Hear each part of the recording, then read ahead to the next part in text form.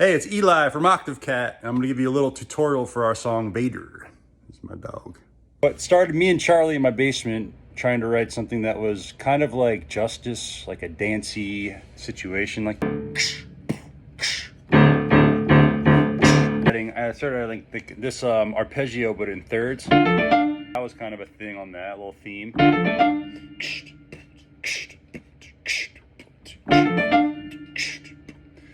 And then the next change that kind of happened was this classical thing, which are these chords. Then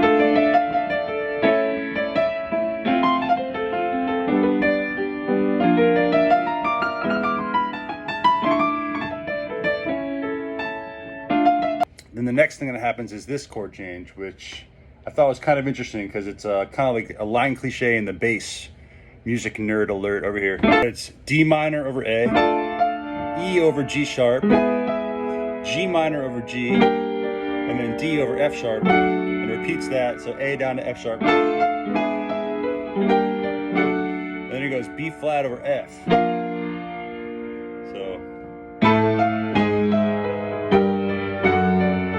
It is Jesse. In Vader, and about halfway through, it drops into a synth-oriented dance section that is a lot of fun to jam on.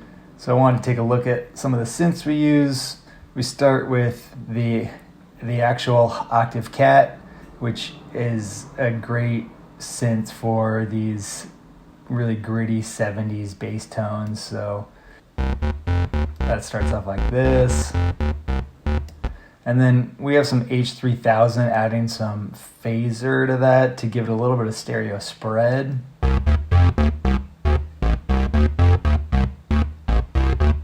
So just pretty massive bass sound to start with. Then there's some modular laid on top of that with a similar pattern. And with this patch, I'm adding to the pitch of the oscillator using a secondary low frequency oscillator, and I'm changing the rate of that. So as this line goes along, it continues to get more and more tweaked out with the pitch. So it starts there but ends up like this.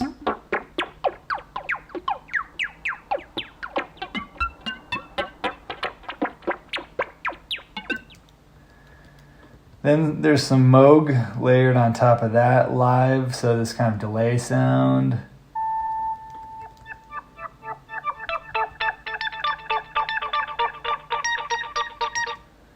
And some of these sounds here.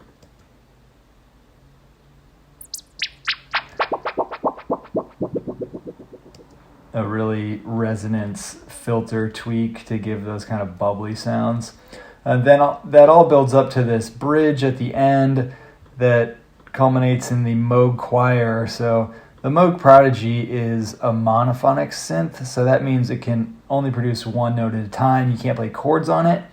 But if you multi-track it, you can make it kind of like a horn section. So here we have 5 Moogs stacked up.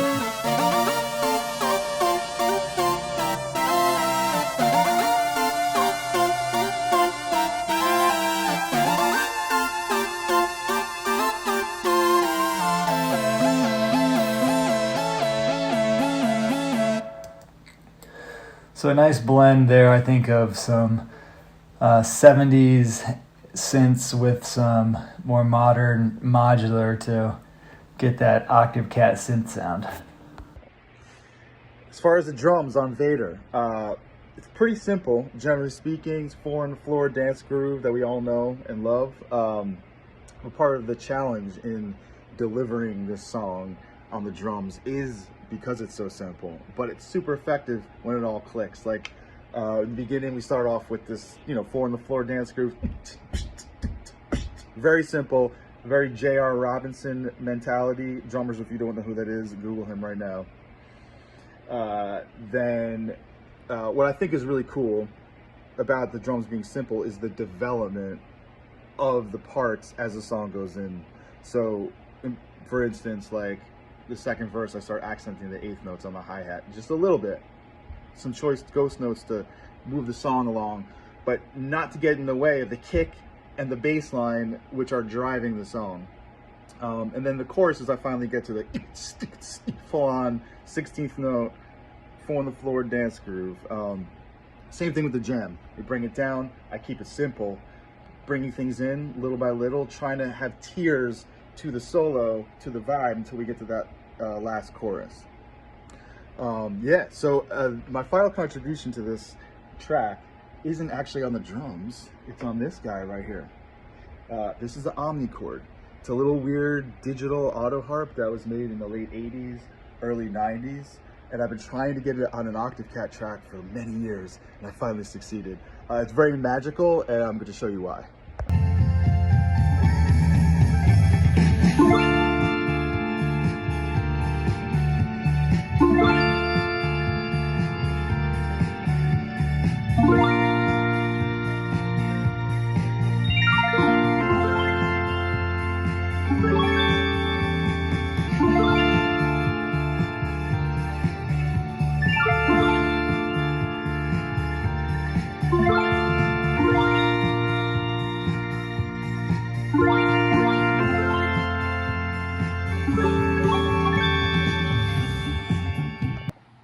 So I got a quick omnichord harmonic rundown for anyone that's wondering and dying to know. Got major, minor, and seventh. Sounds like this.